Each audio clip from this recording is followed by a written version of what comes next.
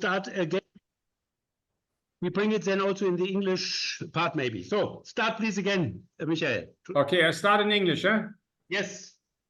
Okay, also I'm Michael Schönberg. I worked 34 years mostly for the UN in peace and development missions. Mostly in countries with wars and civil unrest. And now I'm retired, and I'm now for the party called Sarah Wagenknecht Bündnis. I'm sitting in the European Parliament, which started on 16 July. That's in short, huh? So I've been in Haiti, Afghanistan, Iran, Iraq, Syria, Pakistan, Central Asia, Sierra Leone, yeah, it's not far from Yugi, and many other countries. Yeah, sort of things. Mm-hmm. So then we may first with Guy, and then short also with what he did now in the European Parliament here, Hans. No? And then at the end we make something in German. Yeah, but let's make your first topic what you want to discuss with Guy. Yeah. I saw that you are going to give a lecture or something like this one on refugees who come to Europe. No, Guy? Yes, amongst other topics, yes. Yeah, can you speak up because I don't hear you very well? Speak louder. Okay. So I have many issues I want to discuss with people here in Europe, including the topic on the refugees here. Yeah, but have you also written something? Not, I don't have something written about the refugees in particular, but I have written like a background on the situation in Africa now. Okay, but does it include also what motivates people to become refugees? Yes, the sources are mainly the conflict, the governance, poverty, that are the main issues that make people want to go abroad. Yeah, no, I know, of course. But the thing is the following. I'm now working in the European Parliament, and we got yesterday the presentation of Mrs. von der Leyen, who was re-elected, unfortunately, and she wants a very militarized European Union. Now, what we plan to do is to write a sort of proposal which we call European Union as a bastion of freedom, not as a bastion of war. Yep.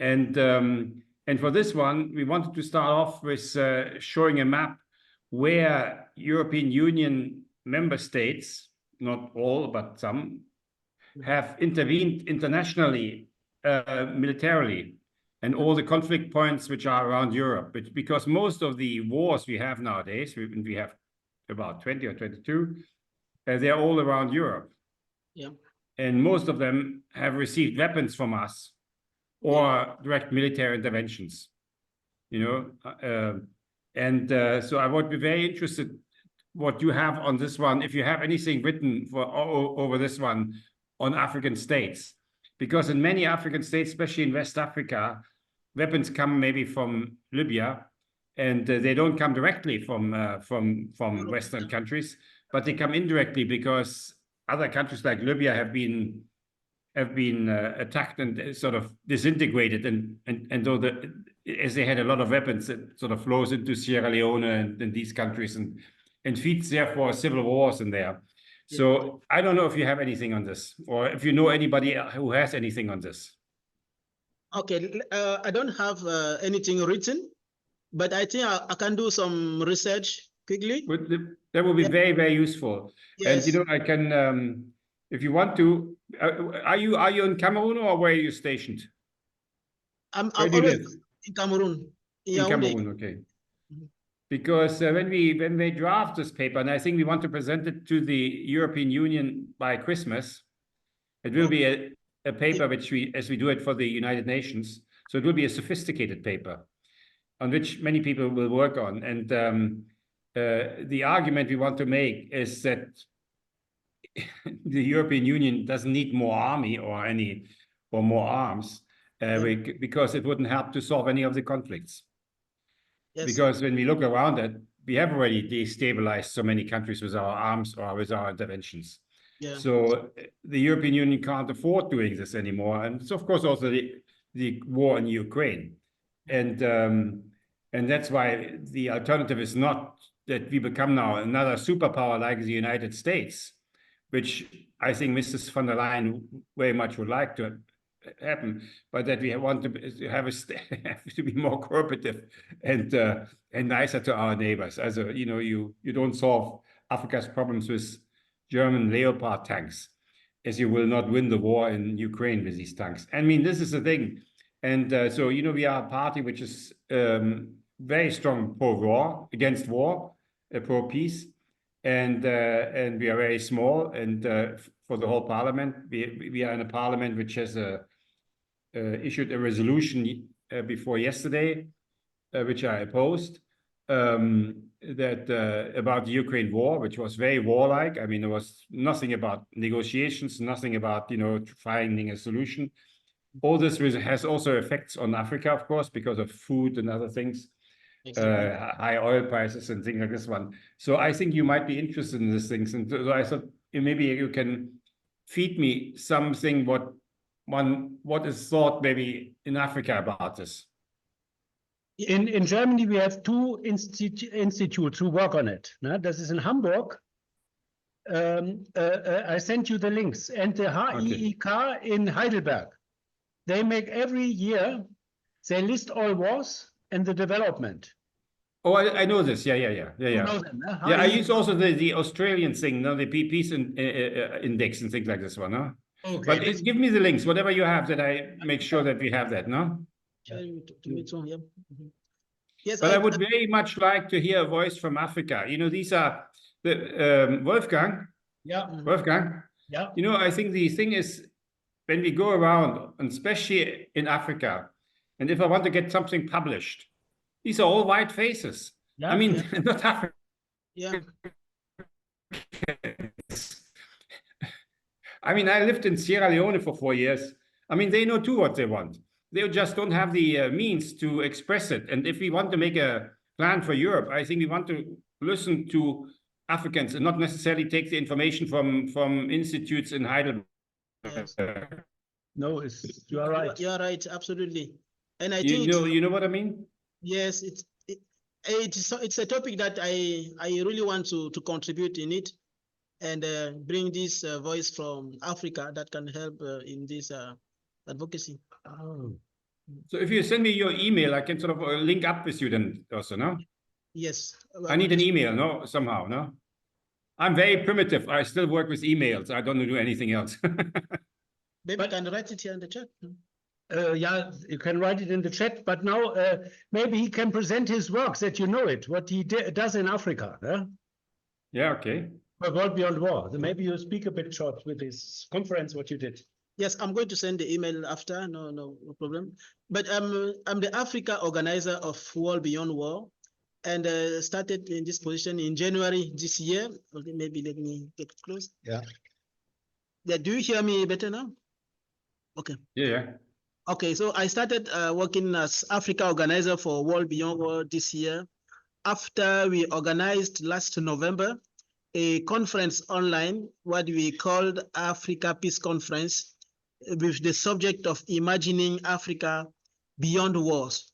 Africa has these wars that are sometimes imposed by foreign countries, Western world, and also maintain with the governance systems that we have in our countries. And the leaders, they usually use the war as a means to maintain themselves in the power and keep their privilege. Yes.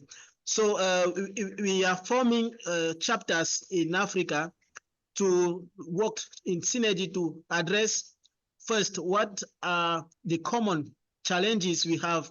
We have wars, we have insecurity everywhere. This is something that we have common in the chapters of World Beyond War in Africa.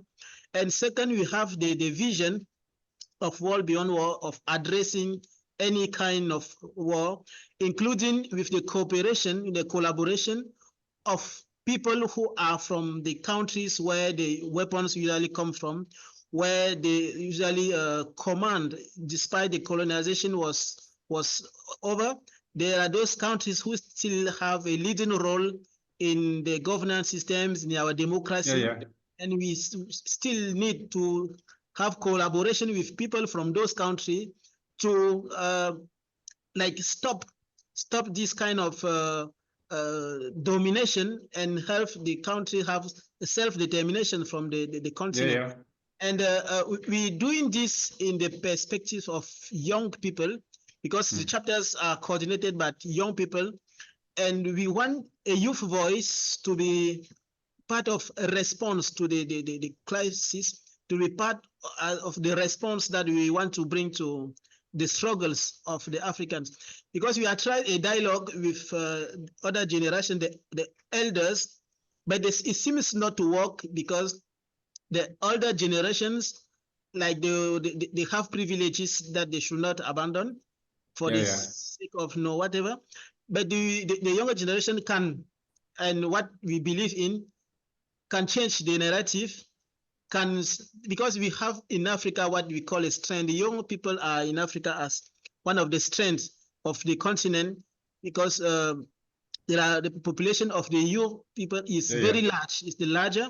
And we believe that if we educate the larger people on peace education and negotiation, non-violent solution to conflict, and in Africa we also have some indigenous mechanism that exist but that are not explored, that we can use to prevent conflict and to end conflict. We can do that from Africa. We can do that in Africa, and we just need people to be ready to do that. And the Africa conference that we started, we want to do it every year. We did it last November, and we want to do another edition in the November that is coming, just to bring people to hear about what is happening in Africa, because sometimes the reality of what is happening in Africa is not portrayed as it is to the outside Africa. People listening from the news on Africa will not hear about all the war that is happening. They will not hear about the killings. They will not hear about the manipulation of the information. They will not hear about the sources of the finances of wars in Africa. They will not hear about that, because they will feel that Africa is quite good. And if people want to emigrate, to go from outside, maybe it's because they want to have fresh air, new air, but this is not the reality. And we are here as the younger people to tell the truth, because without truth we can't save ourselves, we can't save the world. So this is like the perspective we have with this conference for World Beyond Africa Beyond War. Okay, great. Okay, that's success. I'm of course always interested if I can have something in writing. That's important, Guy, for me, because it has to flow into the thing. We have now the problem that I think the European Union goes in the wrong direction. We spend billions on arms and new arms and things like this one, and we have an arm race now, and all this means that resources are spent on these things, but it also means that the tension will increase, So you will have a lot of tensions in Europe nowadays, And at the same time, if they invest billion on weapons, and one of the call we have is that they use these millions, the money they have, to build on peace. We need, and there is money, there are resources to build peace. It's just the will to do that, and we have to divert these resources, these energies to do positive things. Great. But whatever I can say, you have my email. I mean, whatever you have, and then I have yours. Whatever you have in writing, I need this because I want to put it into this thing. Of course, I'm focusing on the European Union now. I think what we want to do. I mean, for instance, I don't know if you have read the resolution they approved 2 days ago, which says the war in Ukraine should go on until Russia is defeated. I mean, nuclear power. No, this is a word in the resolution. Wolfgang, this is a word in the resolution. Yeah, It says we will not negotiate with Russia anything until they are defeated. exactly. I mean, it's unbelievable. Really, you're right. How do they believe Russia? Yeah, there's no, they You have to push. see that. I mean, you have seen my video on it. You know, you feel in the video I'm a little bit emotional because he didn't want to let me speak, and so I choose to go on the video. You know, I was not very prepared for it. But this is a terrible thing what we're doing in Europe. I mean, what European Parliament does, it's basically it knocks itself out of any negotiations. That means Europe will not participate in peace negotiations in Europe. They want to win the war first against the nuclear power. I mean, unbelievable. Now with Trump and all these people, the Americans withdraw from the war. And we pay billions afterwards for a destroyed Ukraine. Because Ukraine is also destroyed with our weapons, not only with Russian weapons. Exactly. And this is a terrible thing, Guy. You know, it will have a huge effect on Africa. Because they are not only destroying Ukraine, they are destroying the whole world. Even without economic war, because going up of the prices everywhere, the inflation, they put the capital in weapon industry instead of civil production, so the inflation goes up because naturally the supply goes down.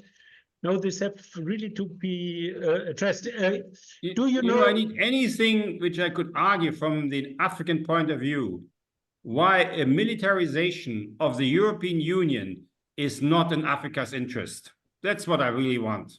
Good.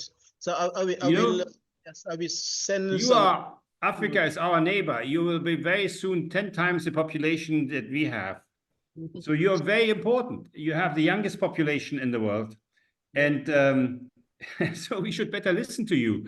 And I don't think that by having tanks that will help us. I mean, we have to change our policies. Yeah. And I think Africa is very much affected by the war inside Europe. I mean, the Ukraine war. And if we have a European Union who says they want to win the war against Russia, I mean, they risk a nuclear war. Exactly. They risk a nuclear war. And I tell you, the thing is about a nuclear war, a nuclear bomb doesn't know any national borders. That's it.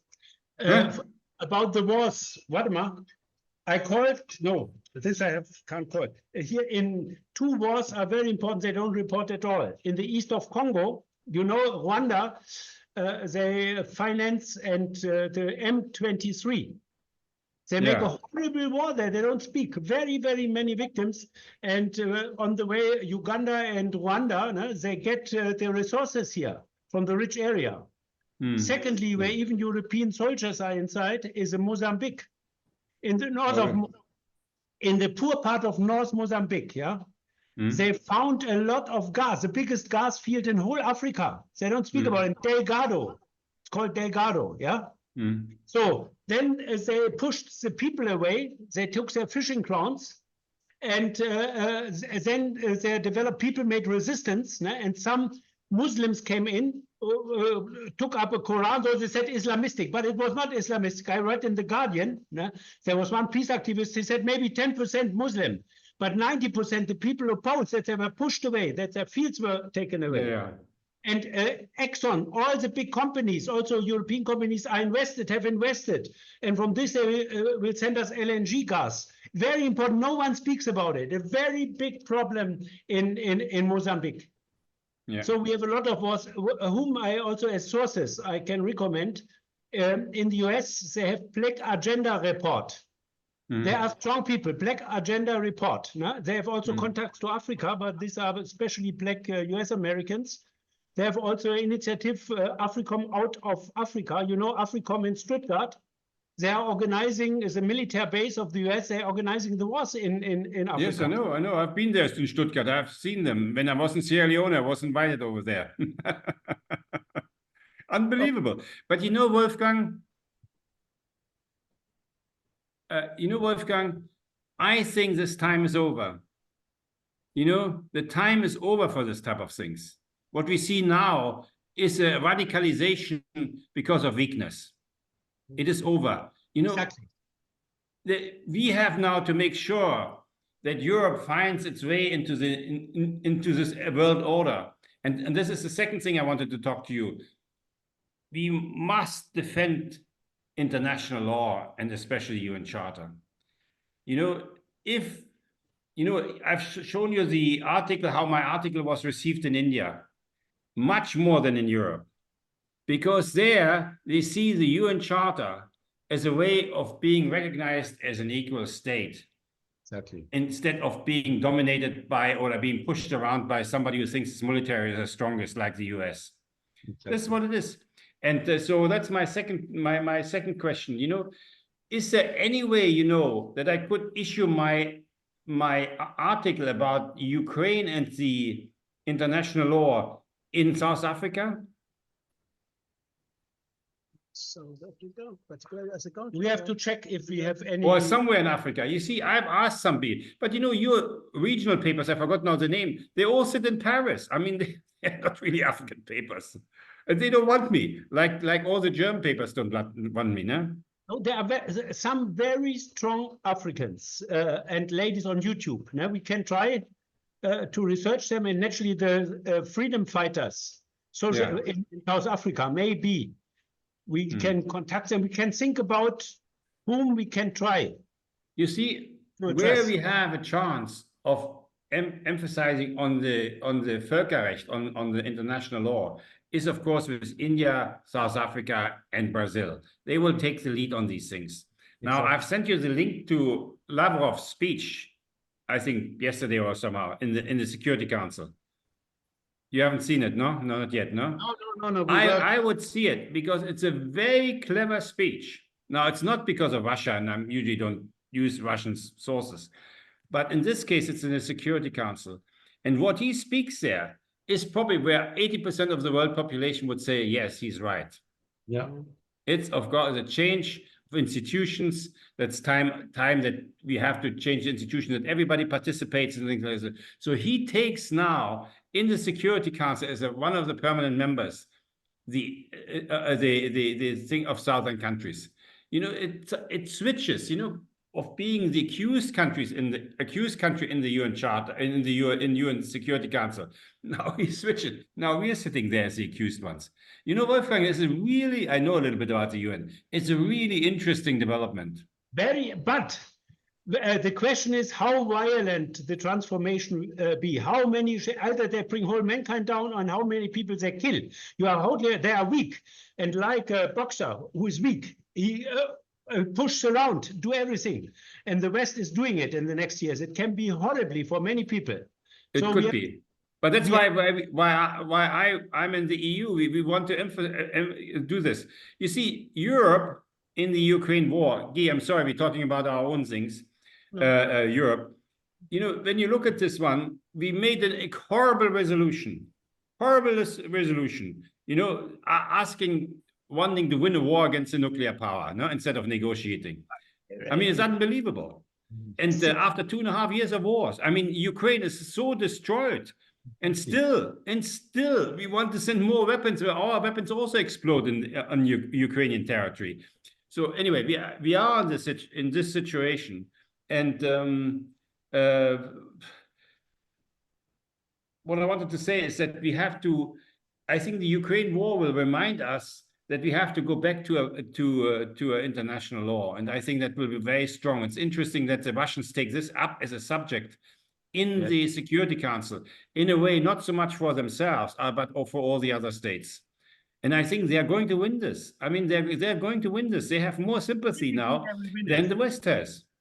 Look what happens in the United States. I mean, they don't even know. One is crazy and the other one is sick, no? I mean, what presidents do we have there? And if they want to bring the global south on their side, they say, what you blame Russia for, you accuse. You have done it with us hundreds of years.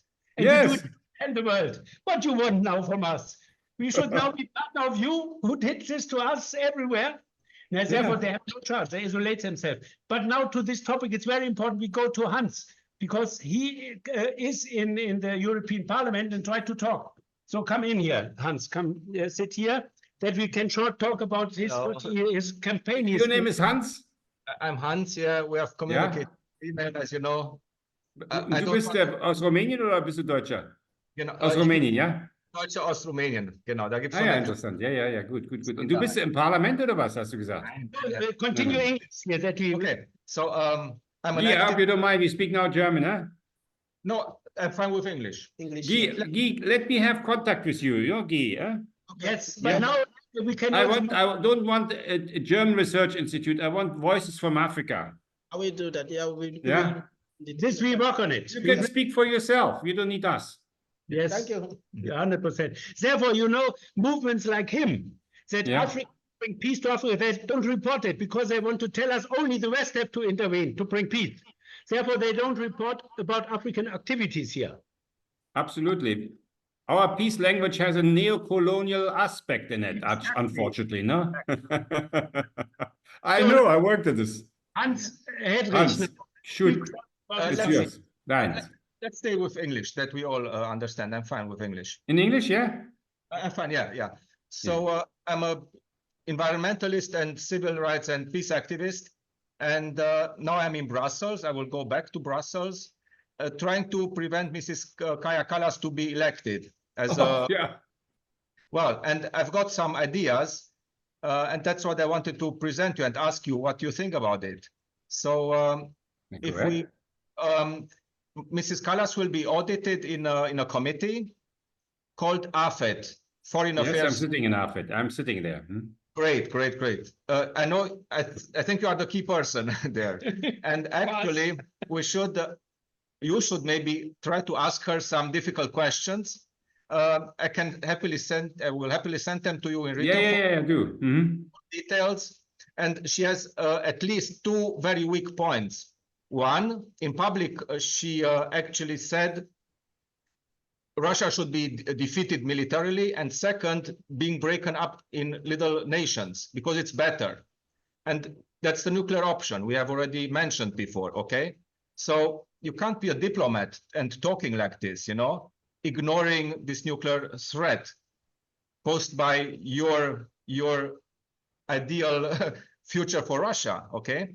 So she should be asked this type of questions.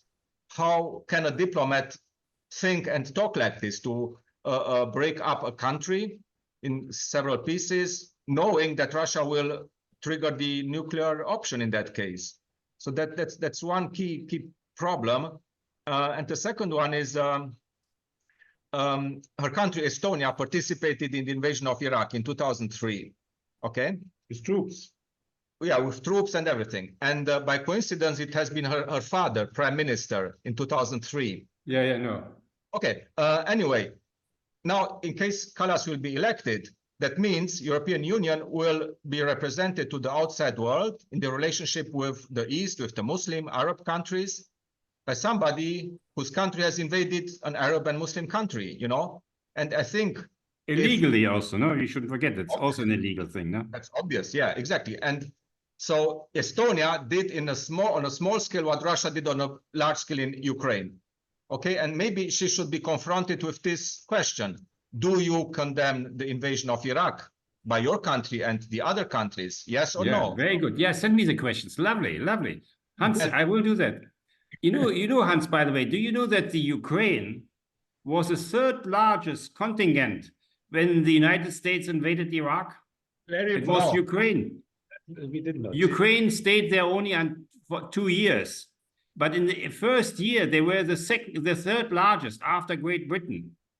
They withdrew 2005. Yeah. But still, they participated in something they blame now the Russians for. Yeah, exactly. Whatever. It is, you have not seen my paper, no, on the UN Charter and international law. I have read it. I read almost everything that you published. Well, that's very nice. I hope